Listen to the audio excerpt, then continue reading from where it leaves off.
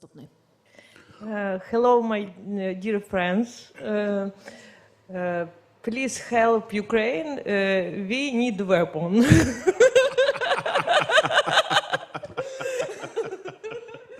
Це, в принципі, головне, що я хотіла сказати на сьогодні. Ну, можу продовжити. Доброго дня, дорогі друзі. Я з України, нам потрібна зброя. Це вся моя англійська на сьогодні. What did she say in English? What did she say? Hello, dear friends, I'm from Ukraine, we need weapons.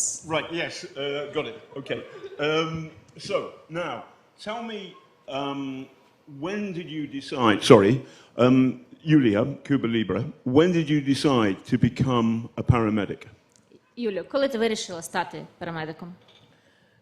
Ну, насправді, цей шлях у мене почався ще з подій на Майдані. Тобто, не те, щоб я вирішила стати парамедиком, але на Майдані я волею долі потрапила в шпиталь на Грушевського 1 в парламентську бібліотеку, і там опинилася серед медиків, а пізніше, коли пішла на війну, у мене теж випадково так сталося, що я потрапила саме до госпітальєрів, до Яни Зінкевич. Хоча в мене не було такої цілі, у мене на той момент була ціль просто йти воювати, і я була готова навчатися на снайпера, на кого завгодно, але просто потрапила в госпітальєри і почала навчатися на парамедика. В 2014 році ще. Well, it all started from Maidan, because in Maidan it wasn't intentional, but I got, when I was helping around, I got to the makeshift hospital that was there on Grushevskoho Street in the parliamentary library, and I was there among the medical professionals helping them. And also in 2014, when I wanted to go to the front line, I was ready to go and do anything there. I was ready to learn to be a sniper, but again, accidentally, so to say, not intentionally, I got into the hospitaliers of Yana Zinkevich, and I started learning how to be a paramedic in 2014. Is there a third mic? But otherwise I'm going to finish it. Yes. Who's got it? Anyway, there we go. I'm going gaga. So, the first Russian invasion is in 2014 in Donetsk. Were you there? Перше вторгнення росіян у 2014 році в Донецьк. Ти там була? Так, я поїхала в 2014 році в жовтні місяці, потрапила в госпітальєри, як я вже казала. Тут от зі мною ще моя подруга сидить. Ми разом з 2014 року. Вона теж парамедик і багато чого зробила для України. Плюс вона моя перша вена, я її перша вена. Ми завжди, це легендарна історія, ми всім розповідаємо про це. Це мається на увазі внутрішньовоєнний доступ.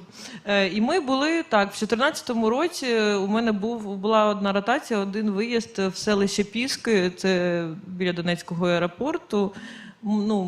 Я не можу сказати, що саме в 2014 році я приймала велику участь в бойових діях, тобто там була невелика кількість днів, але при цьому тоді дуже інтенсивні були бої, і нам там розбомбили одразу 2 авто.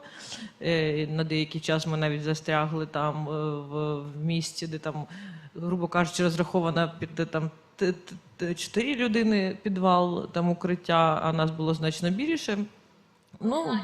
11. А нас було 11. Було цікаво. І це мені насправді просто пощастило з моїм першим бойовим досвідом, тому що іноді люди приїжджають на війну, і війна ж вона не завжди інтенсивна. Це вже ця повномасштабна, вона відрізняється своєю інтенсивністю майже завжди. Тобто кожен виїзд, він там закінчується тим, що ми такі, дякувати Богу, що ми вижили. А тоді, 14-й ще було так, а 15-й, там вже 16-й було вже не настільки мощно, і деякі люди приїжджали на війну, і їм здавалося, що все навколо більш-менш безпечно, а потім, коли ставалося щось несподіване, вони не знали, як діяти. А мені просто пощастило, я одразу потрапила, грубо кажучи, в пекло, і кожного разу з кожним новим виїздом на передову я знала, як воно може бути, і від цього відштовхувалася. Yes, I joined the Hospitaliers in October 2014, and shortly I was sent for a brief amount of time, but to the village of Piski, which is near Donetsk airport. And I was quite lucky because at the time it was quite intense. People are usually not used to the work having varied intensity. Of course, now it's full scale, so it's intense almost every day. But at the time, we were lucky, and also my friend from the hospitaliers is here. Katarina, she is my first vein, I'm her first vein, meaning when we were learning to be paramedics, we learned intravenous access on one another. But anyway, in Piski, we were for a short number of days, but it was quite intense. We had 2 cars destroyed. We had to stay in a basement that was for 4 people, but there was 11 of us staying there. So I had this first battle experience, and it is rather good because in 15, in 16, there was less intensity, and sometimes people would get to war and think that it's all comparatively safe. And when something happened, they didn't know how to react and what to do. Because I was lucky, I always kept in mind how bad it can be. So although my experience in the year 14 was still very brief, I'm happy that I went through this brief hell and learned how to do this back then. So as an old BBC reporter, when I was at the BBC, we used to go on hostile environment courses where they would teach us combat medicine.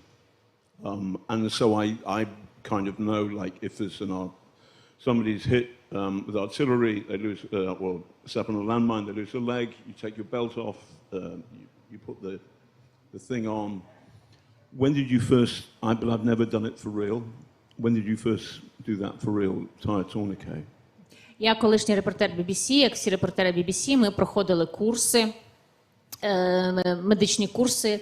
І, звичайно, нас там навчали, що якщо там хтось поранений, в когось кровотеча, треба там зняти ремінь, перев'язати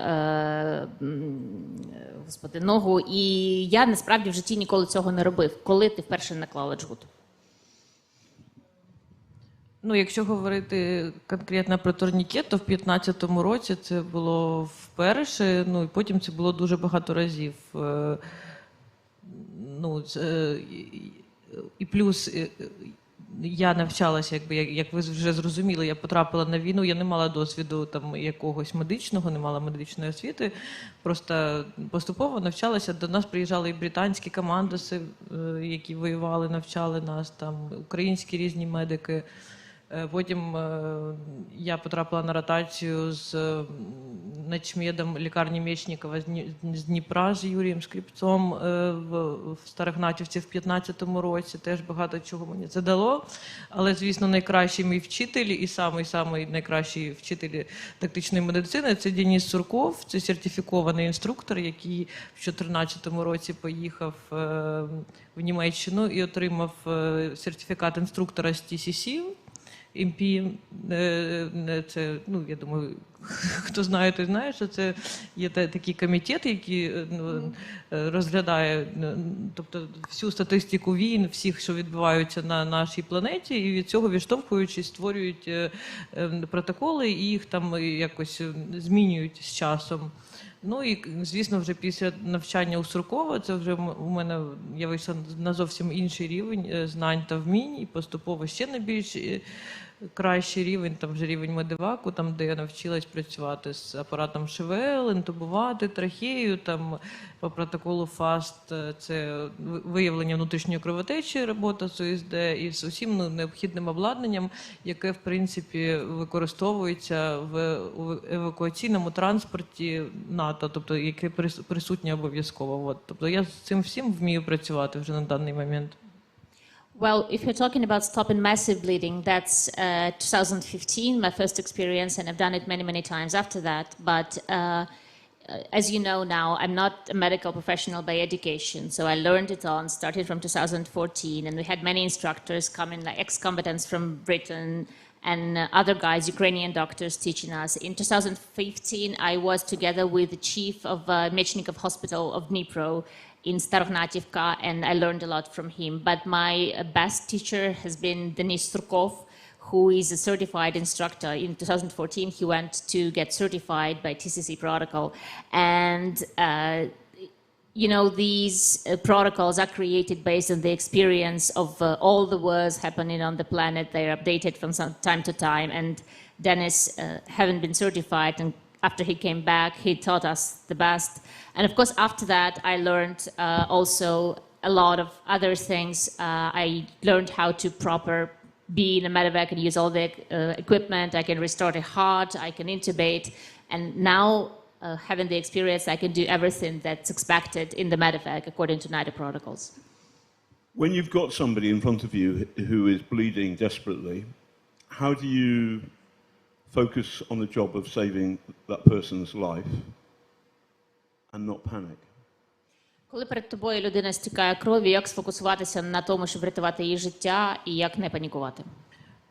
Ну, я завжди про це кажу. Мені здається, що існує два різновиди людей. Це ті, які під час якоїсь критичної ситуації починають панікувати, і інша друга частина людей, яка навпаки в критичній ситуації стає ще більш зібраною і може бути ще більш ефективною, ніж в спокійній ситуації. Тому що, наприклад, якщо взяти мене, то в критичній ситуації я завжди ставлю внутрішньовенний доступ з першого разу. А якщо там просто людині погано десь в якомусь спокійному місці, і мене там просять, типу, можеш ти мене прокапати, то я можу ще пару зайвих дирочок зробити в руці.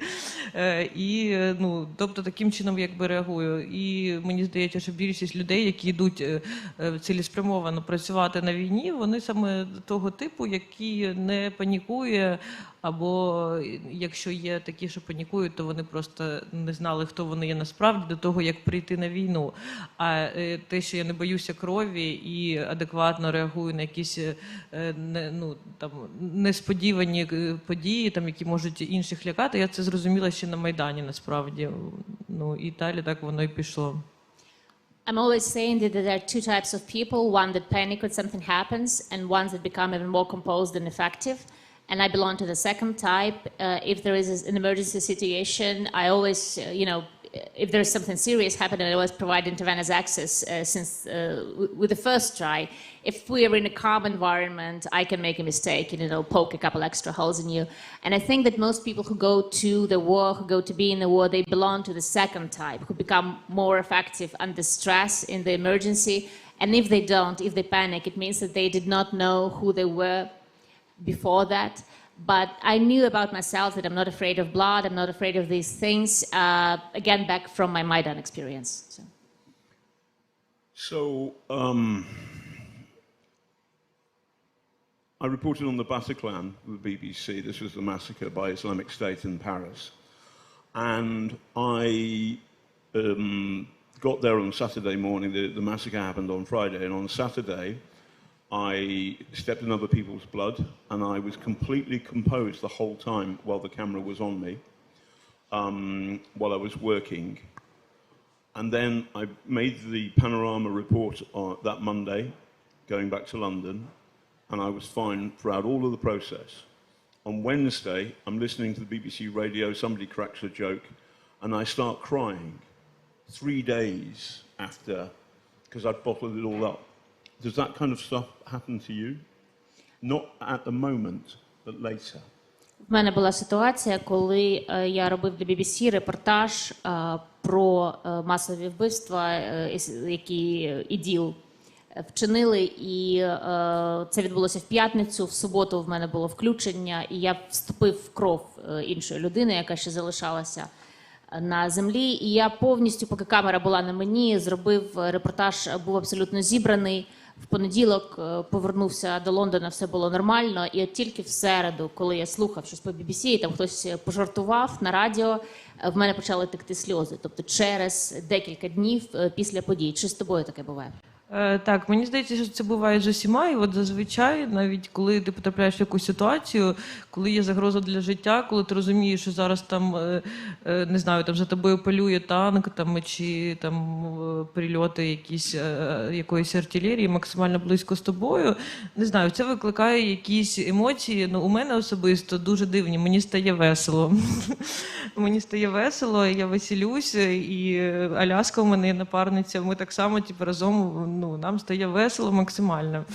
І тільки після того, через деякий час, вже коли ти знаходишся в якомусь місці безпечному, то може прийти думка, що це було страшно, це була якась загроза для мене. І так же точно стосовно поранених, наприклад, ще є один нюанс. Я, коли в реальності сама працюю з пораненнями різними, там, багато бачила за цей період часу, там, з 14-го року, мені ніколи не буває страшно, я не боюсь відірваних кінцівок, там, чи простреленої голови, чи велику кількість крові. Але я не люблю зустрічати в соціальних мережах фото з пораненнями, вони у мене викликають огиду в вигляді, просто фото, не в реальному, якби, от мені так, якби, фу. Хоча я розумію, що те, що я бачу на фото, я бачила в реальності і на це не реагувала. Тобто, дійсно, да, через якийсь певний час, і це, по-інакшому все усвідомлюється. Yes, I think that does happen to everyone. What also happens to me in the moment, and I have the same sister now, Alaska, her call sign, we start laughing. We just become hysterical when we're in the battlefield and we know that there is real danger to life and that some Russian tank is hunting us down. We just react with laughter to all of it. That's one thing. And also another thing, I'm not afraid of blood. I'm not afraid of seeing extremities ripped off, shots in the head. I can work with all of this fine in the battlefield, in the moment. But I really hate seeing pictures of that on social networks. I feel disgust. I think like, ew. Although I know that I've seen all of that in real life and I was fine. So yes, there is some kind of a delayed reaction to these things when you become aware of them in a different way. So there's a friend of mine, he's a Conservative MP, Johnny Mercer, that's his mistake, but he was a commando in the British Army in Afghanistan, and we were talking about our experiences of war, and he said the thing is that in the middle of battle, there are moments when he has not been able to stop laughing. And it's exactly the same thing. I've been shelled in Sarajevo and in Osijek and former Yugoslavia, and sniped at in Sarajevo and bombed in Chechnya, and kind of my mind is editing out the fear and the terror, but what I really remember is saying, what are they fucking bombing me for? Fuck off! And then you start laughing, and so it's what is strange, and you don't see this in the war movies, but what is strange is the comedy of war.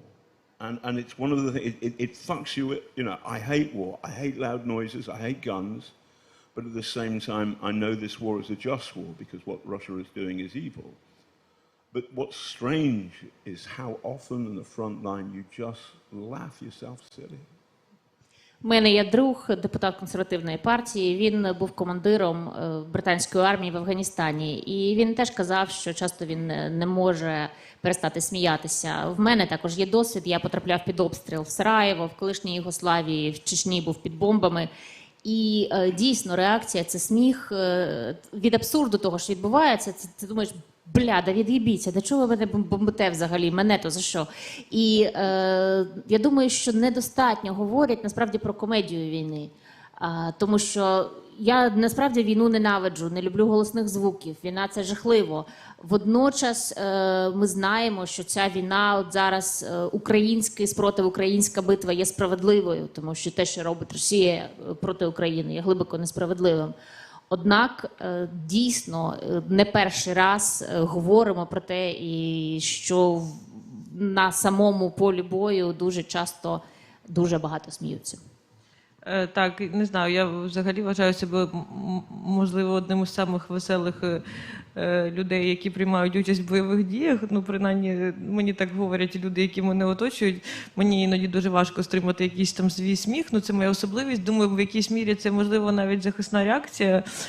Але мені дійсно весело. І коли навіть там люди дивляться якісь мої інші інтерв'ю, там, де я розповідаю про війну і сміюся, кажуть, там пишуть в коментарях там на Ютубі, чи перевіряли Кубу у психотерапевта. Yes, I'd like to think of myself as one of the funnest people currently at the Ukrainian front line. And you know, when I give interviews and people watch those videos on YouTube, someone in the comments would usually ask, you know, whether Cuba has seen a therapist because I laugh too much. So, no, they're wrong. Those people who, well, the point is they haven't been to the front line. Якщо вони таке питають, вони на фронті не були. So I was in Bakhmut in August with my friend Vladimchenko, the guy who arrested me on day 2 because he thought I was a Russian spy. Yeah, he argues about that. Anyway, we're in Bakhmut, and the Russian army is maybe 5 miles away, which is fine, but it's maybe 1,000 yards away, which is not fine, but it's okay. Somebody gives me a cup of tea. On the cup of tea, Vlad says, it says, babushka, grandma, best grandma. I can do it in Russian, Khoroshaya babushka, but I can't. How do you say that in Ukrainian? Найкраща бабуся. Anyway, yeah, so, and then Chris Okechone, our friend, who's an American New Yorker, goes, hey, John, you can be a grandma if you want to be. That's why Ukraine is fighting this war. And we all start laughing. And the Russian army is just over there. And that is what I think that is the nature of war, that you do have a laugh. And you feel, I didn't start this fucking war, and wars are bad and evil and horrible. But at the same time, one of the sweet things about being on Ukraine's side is the Ukrainian army jokes are so fantastic. Так, якщо люди не розуміють сміху, вони не були на фронті. Я був в Бахмуті з підрозділом мого друга Володимира Демченка, який мене арештував на другий день війни. Ну, це взагалі окрема історія. А ми там були дуже близько, була російська армія, і ну, нормально, ми в окопах, все добре, але тут мені роблять чай і дають мені чай в кружці з написом «Найкраща бабуся». І інший друг, який там був зі мною, він каже, чуєш, Джон, ти в Україні можеш бути найкращою бабусею, якщо хочеш. Це тому, власне, ми і б'ємося в цій війні, тому що Україна – це країна, де це можливо. І це одна з таких найкращих речей про українську армію – це той присутній всюди гумор українських військових. Я погоджуюся, всі самі веселі люди, яких я знаю, це якраз військові і самі веселі. І насправді, чим ближче до тебе якась небезпека, тим веселіше стає. Мені здається, може це ще від того, що людина дійсно має проживати своє життя якось щасливо і весело, і коли є якась загроза, то, можливо, ми навіть якось автоматично на підсвідомості починаємо радіти життю, не дивлячись від тих обставин, що нас оточують. I do agree. The most fun people I know are from the military, and also maybe it happens subconsciously because people are supposed to live their life jolly and happy, and if there is danger, they automatically start doing it regardless of what's going on. The other thing is, at one point I did a story about torture in Algeria, and it was horrible, and it fucked my head up a bit. I've also done a story about Russian army torture in Chechnya, and this stuff is bad. It's bad to do. Like what's happening is evil, but to try and tell the story, it's pretty dark. And thus far in Ukraine, I've avoided it because I know it has an effect on me. But I have a problem in that when I try to see a therapist about it, the therapist had never been to the war zone, and there's part of me just goes, oh, fuck off. And then instead of getting therapy, I bought a toaster because at least I had a nice toaster. Rather than a machine that makes toast, yeah? But I find it difficult to talk about this stuff with people who haven't been to the front line. In fact, I don't bother. I only talk to people who've been, but the people who have been to the front line, they understand. Тут є ще інший момент. Я робив репортаж про тортури в Алжирі, і це було жахливо, це на мене повпливало психологічно. Я робив репортаж про Чечню і про те, що там робила російська армія. Власне, через те, що це раніше на мене так вплинуло, я трохи цієї теми в Україні уникаю. Не роблю про неї репортажів. Однак, коли я намагався отримати допомогу терапевта з цього питання, я ніколи таки не зміг цього зробити, тому що я думав про те, що в терапевта цього досвіду немає, він на війні не був. І замість того, щоб піти до терапевта, я собі тостер купив, принаймні тости смачні виходять. Але дійсно ось це проблема, що я можу говорити, відкритися тільки людині, яка була на фронті і має такий досвід, розумієш?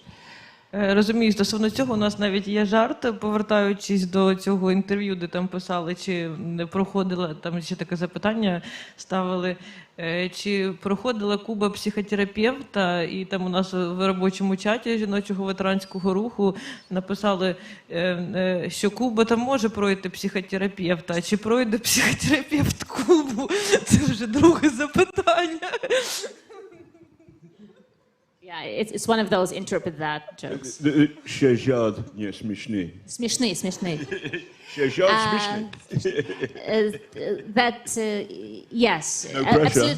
absolutely understand what you're saying because those comments under the interview and people were asking, you know, whether she's been to therapy. In Ukrainian, the phrase is built like whether she went through therapy, whether she passed through therapy. So people replied that, you know, Cuba can pass through therapists, but can a therapist pass through Cuba? Yeah. Смешный. It's funny, folks. Yeah. So, tell me about the fashion, and also any fashion tips for me? Давай про моду поговоримо. Є якісь для мене поради? Ні, мені все подобається. I like everything. Stop it. Та перестаньте, люди, скільки можна. So tell me, a issue is how isn't it a mindfuck thinking about fashion and about female beauty in the middle of a fucking war? Isn't that a mindfuck? Ну, просто питання, чи це не... Окей, да, переклади це. No. Коротше, да, війна і мода. Тобто думки про війну, про моду, про жіночу красу, як вони поміщаються одночасно в голові з війною, яка відбувається? Ну, не знаю, в мене це було завжди, якби я ще до війни мала там відношення до фестивалю Казантіп, створювала там образи, костюми, потім вже, коли воювала, мені подарували подорож в Сполучені Штати Америки на фестиваль Burning Man, і теж я створювала для себе образ, і як це правильно сказати, ну, мінімальне таке шоу влаштовувала на самому Burning Man. У мене був костюм. Ну, ці фото, до речі, між іншим дуже так теж розлетілися, навіть були в пресі Нью-Йорка, там, але сама преса це було, ну, належала до української діаспори, а не до американців, тому якось так. І мені завжди це було цікаво, ну, творче якось створювати щось незвичайне. І вже після мого першого повернення з війни в 2019 році я вирішила зайнятися цим більш професійно, там пішла навчатися. І встигла навіть прийняти участь в Ukrainian Fashion Week 6 лютого якраз, і ну, цього року закупила майже все обладнання для того, щоб створювати власний бренд. Ну, міні-цех я робила. Там залишились якісь дрібниці для того, щоб його відкрити. Через 2 дні після початку вторгнення повномасштабного мали там ще довести деяке обладнання. І все, я мала починати працювати, але почалася війна і все змінилося. Ну, але зараз ми все одно не залишаємо цю ідею, навіть подалися на грант, і якщо ми його виграємо, то все одно будемо займатися, просто будемо максимально пробувати дистанційно це робити, ну, створювати ідеї, але делегувати виконання роботи на якихось інших відповідальних людей, які можуть це робити. Well, it's been with me my entire life. I first was involved in Kazantip Festival, and I created some costumes and images for that. And also, after that, I was invited to Burning Man, and I had this entire costume and idea for the Burning Man, and these photos were quite widely publicized in New York as well. Then, After I sort of demobilized in 2019, came back to peaceful life, I decided to do it full time. So I got some training to open up my own brand. And by early February this year, I bought most all the equipment needed for it. And this time I even had opportunity to participate in Ukrainian fashion weeks with my clothes and my models. And we were supposed to receive the Romanian equipment 2 days after the full-scale invasion actually started. So yeah, that's what it is now. But I actually don't give up on this idea. We applied for grant money, and if we manage to receive the grant money, we'll continue working. I'll just try to learn to do it as long distance as possible and to delegate to other responsible people who can implement my ideas. If can you get me a job as a fashion model at the Ukrainian Fashion Week? Влаштуєш мене моделлю на Ukrainian Fashion Week? Можу зробити брендом, точніше не так, обличчям свого бренду. You can be my brand ambassador. And I'll try and get you some money. Я тобі спробую грошей дістати. Я люблю гроші. I love money. Not that kind of money. Proper money. Не такі гроші. So, but the other thing, do you need some water? Yes. Have you got some water? Can somebody get Cuba some water? I think that's my water there. It's next to Brent, there's a bottle of water, which is mine. Lovely, thank you. Because it would be embarrassing if you die on stage. Якщо би ти померла тут на сцені, закашлявшись, це було би, да. So,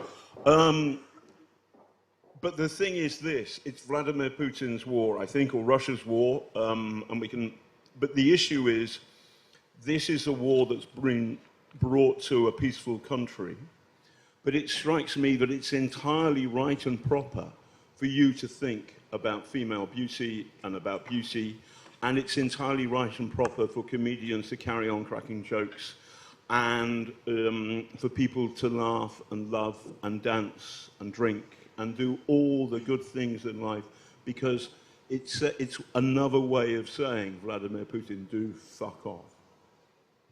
Це війна Путіна, це війна Росії, яку вона принесла в мирну країну, але мене вражає, я вважаю це абсолютно правильним думати про моду, думати про жіночу красу.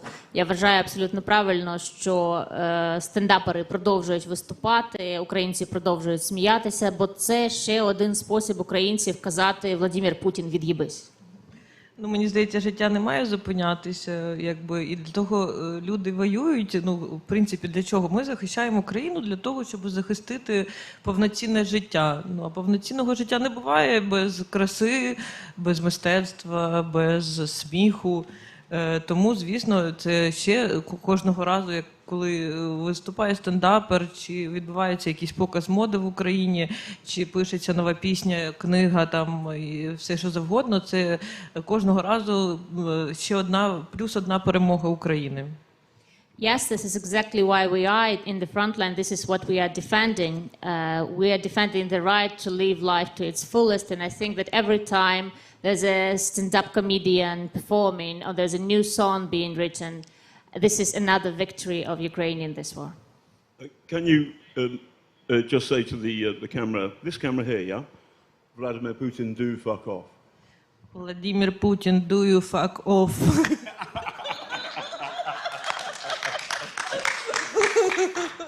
So, what is the sweetest, funniest, best moment of the war so far? And what is the darkest moment of the war so far? Який наймиліший, найсмішніший момент цієї війни, якась подія, і навпаки найтемніший? Ну, не знаю, багато різних моментів буває, але завжди відкладаються в пам'яті ті, що були найближчі. Ну, з самих веселих, мені здається, все ж таки, просто мені вже набридло за це розповідати. Це та історія, де за нами полював танк, і ми ховалися за автобусною зупинкою. і з Аляскою сиділи між туалетом і зупинкою, ну туалет такий дерев'яний там, і дуже хвилювалися, що ми помремо біля туалету, і ми сиділи за зупинкою, а танк, перельоти від танка були прямо на дорогу, ну біля цієї зупинки, і вибухові хвилі можна просто було побачити очима, ну від того, що прилітало, але насправді в той раз ми всі вижили, нам вдалося вивезти 5 людей тоді, з них 2 поранених. Ще ми врятували собаку, яка була зачинена в палаючому будинку, і якби ми її не дістали, то вона б просто там померла, а так ми ще й потім їй знайшли нову родину. І це було весело, ми сиділи за зупинкою і кричали «Не будьте підарасами», ну тому що ми записували останнє відео, наше прощальне, і казали «Не будьте підарасами», це було звернення до всіх людей цієї планети. І це було дійсно самий веселий момент, не дивлячись на те, що він був ну, максимально ризикованим, і якби хтось загинув або серйозно був поранений, у нас було тоді 2 легких поранених, то це було б печально. А так це все залишається дуже веселою історією. Ну, з сумних, не знаю, мабуть, сама сумна, як на мене, це тоді, коли людину можна врятувати, але вона не врятована. Був такий випадок в Широкіна, виклик на пораненого. Ми приїхали, він вже був мертвий, ну просто йому неправильно надали медичну допомогу. Тобто ми його, коли забирали, його поранення в грудній клітині були заклеєні оклюзіонними наліпками. Це, в принципі, правильно, це треба робити. Ну, але це там треба робити в третю чергу, там, грубо кажучи, там є певний алгоритм дій. Але при цьому він вже стік, у нього була велика кількість уламкових поранень в ногах, і він стік кров'ю, у нього були такі як ватні штани.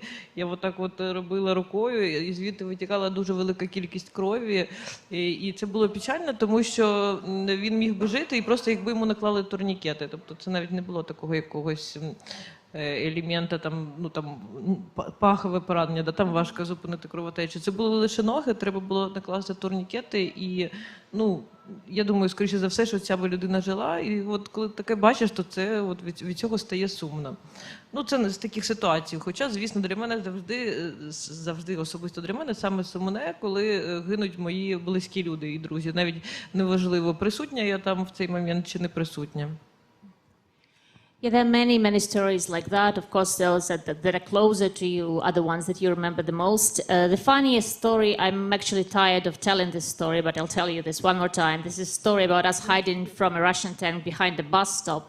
We were hiding between a bus stop and the toilet, you know, that wooden shabby kind, and tank ammunition.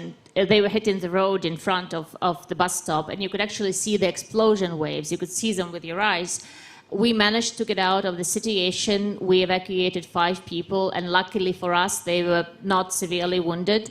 We saved the dog that day from a burning building that would have burned alive if we hadn't saved her. We actually found her new family after that, so that's a story with a happy ending. But had we had people more severely wounded or had anything gone differently, it would end darkly. And we were sitting behind that bus stop, recording a selfie video with Alaska, yes, with my sister-in-arms, and we were telling to the people of the entire world, our message was "Don't be faggots." So we were like, "Yeah, this is like the message that we were sending to everybody," because we really thought. Faggot seems wrong. Pussy, don't be afraid. No. Just don't be people who behave poorly. Like Right, don't yeah, be. okay, yeah. Це не про орієнтацію. Yeah, it's not about preferences. It's about attitudes. And So what's the better way? So don't be fuckers, don't be fuckers. assholes. Don't be arseholes. There we go. Yeah. So yeah, that's the good story, and the sad story, one of them, because again there are many, is about usually when you can save a person, when a person can be saved, but something goes wrong and then they aren't. And we once were called to save the guy who was dead by the time we arrived, and the reason was that when we came, we saw occlusion patches on his chest. But this is something that, according to the protocol, you do, you know, not Say that again. occlusion patches. So they wouldn't like people use the wrong they paid more attention to later steps in the protocol, Yeah. but they didn't stop his bleeding because he didn't have one massive wound, but he had many small shrapnel wounds, and he bled out through many small shrapnel wounds in his legs. Yes. So they treated his chest wound, but not the wounds in his legs. Yeah. And I think that this guy could have lived if the protocol was applied correctly. And these stories are usually sad. And of course, also when somebody you know closely dies, whether you're present or not present for it, this is also a sad part of the war. Yes, it is. This is always true of life. It's the things you miss just by a small mistake. Have some more water, or maybe the champagne you were drinking earlier. That would help you. Should we find that? There was some. Can we get the champagne Cuba was drinking earlier? Принесіть шампанського. Yeah. 'Cause Have finished it. Have you finished it? Oh no. Okay, bring it on. It's fine. It's this kind of festival. У нас саме такий фестиваль, неси. So the camera can't see it, so turn round. So Камера ось там, можна повернутись до So камери. it's this camera here, yeah? No, it's this one. It's that one. Oh, it's that one. It is that one. Yeah. Great, okay. And then have we got a cup? Є у нас фужери. Yeah, we've got cups. No pressure. Тільки не 3-літрову банку, будь ласка. Just not I'm 3 going to liters. bring it to Cuba, and she can... Cuba will open this in 5 seconds with her teeth, I'm sure. Куба зубами за 5 секунд відкриє, неси. Wait. No, but by the way... Okay, so come here because we can see it. Oh, no, but we want to see it on camera. I'm being patient. It's just... That's... Okay. You can open it.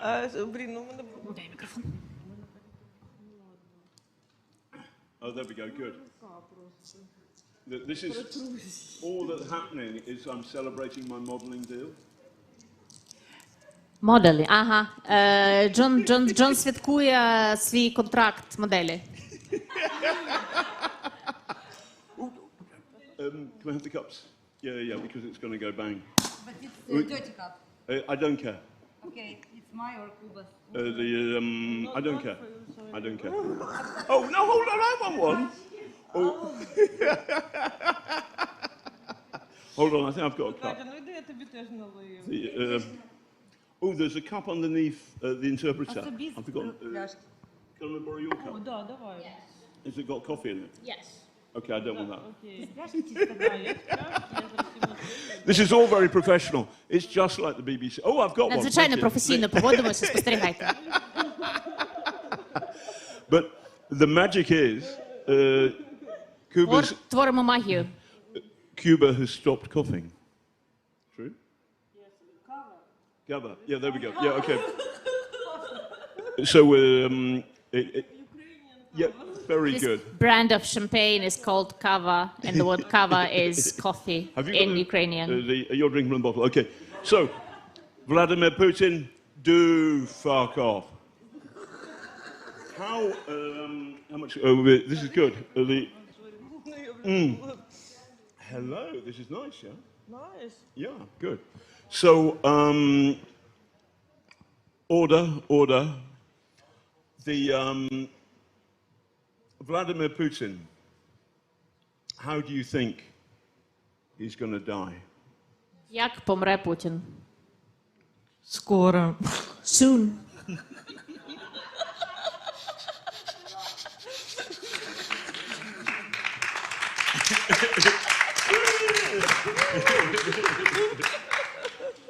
There are people in the West, the aforementioned arseholes, some of whom are good. They're worried about nuclear war. What would, i.e. that Vladimir Putin might use a nuclear weapon against Ukraine, irradiate Europe, or he might even blow up the whole fucking world. Cuba, what's your advice to these people worrying about that? Деякі люди на Заході, є серед них погані, а є хороші. Вони хвилюються про ядерну війну, що Путін може застосувати ядерну зброю в Україні. в Європі підірвати весь світ. Що ти скажеш тим людям, які за це хвилюються? Ну, насправді я в певній мірі теж хвилююся стосовно цього, але мені здається, що те, що ми бачимо зараз, їх другу армію світу, я взагалі не здивуюся, якщо у них ядерна зброя давним-давно не працює, просто непридатна для використання, і це буде... мене це не здивує. А в іншому будемо дивитися. Просто якщо, наприклад, думати, що якщо ми зараз капітулюємо, піддамося там його якимось бажанням, і після цього все зупиниться, і він не використає ядерну зброю, та ні, він просто далі піде воювати в Польщу чи в якісь інші країни. Миритися з Путіним – це точно не вихід з ситуації, однозначно, тому що він не зупиниться, він піде далі. I'm also somewhat worried about that, but also seeing how the second best army in the world is performing, I wouldn't be surprised at all if it came to their nuclear weapons not working anymore after so many years of just waiting to be used. And then again, if we think that we capitulate now, we submit to his wishes and he will stop, then it won't happen. He will go on to Poland and so on and so forth. So there isn't really this option for us. On nuclear weapons, we'll see. We'll see what happens. So,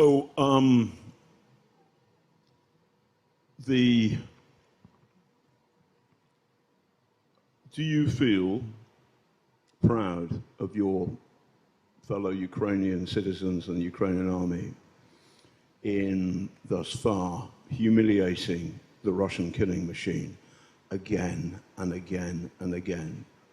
What do you feel about that? Пишаєшся українцями, українською армією, тим, як ми принижуємо російську машину вбивства знову і знову і знову? Звісно, пишаюся. Я насправді давно вже казала, що коли був цей етап війни з 2014 року, і потім мені там говорили різні люди, але ти уявляєш, якщо буде повномасштабне вторгнення, я говорю, то я уявляю, тому що я ж бачила, вони не вміють, вони не ті, ким хочуть здаватися. І тому це все приниження, воно, звісно, викликає дуже позитивні емоції. Вчора взагалі був щасливий день, я з самого ранку була в якомусь збудженні і до самого вечора не могла заспокоїтися, просто цей Кримський мост, це кайф.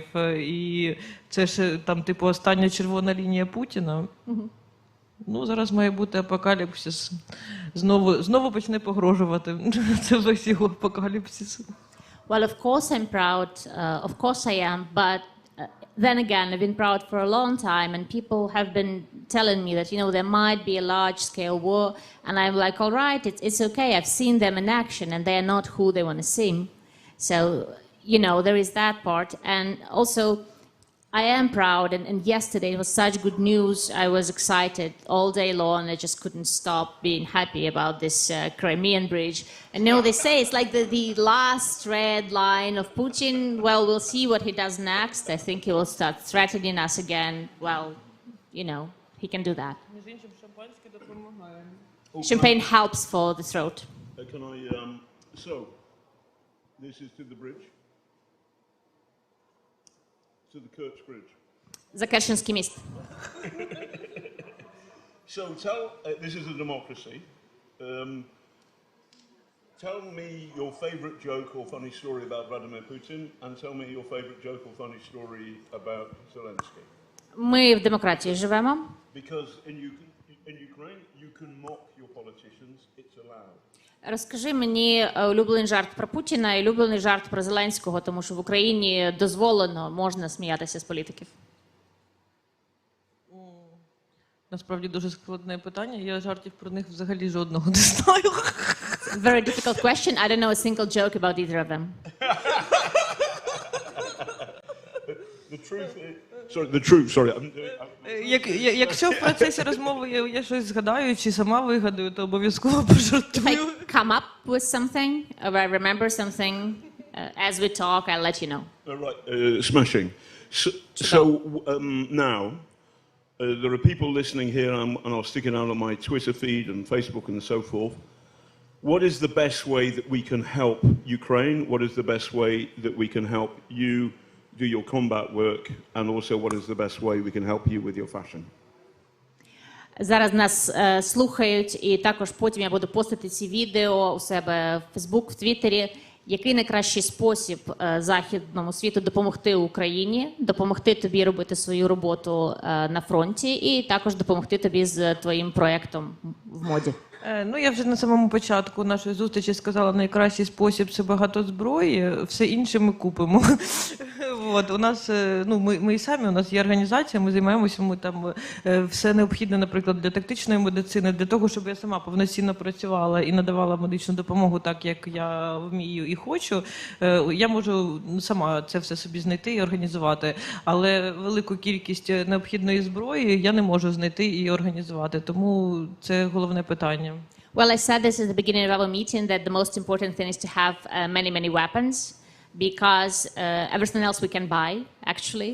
We have an organization to help us do tactical medicine things and everything I need to do it the way I'd like to do it, to provide the help of the quality that I want to provide, I can organize and buy myself. But when it comes to weapons, I cannot organize buying any weapons. So this is something that we're lacking. ПВО ще дуже важливо, бо в Харкові, наприклад, категорично не вистачає. І єдиний спосіб, ну, ми ж вигнали їх з Харківщини, і єдиний спосіб зараз це просто закидувати ракетами вдень і вночі. Я там знаходжуся, коли в самому Харкові, то ну, просто це як тероризм. Ну, вони не можуть нічого зробити від свого безсилля, окрім того, як просто знищувати інфраструктуру і мирне населення.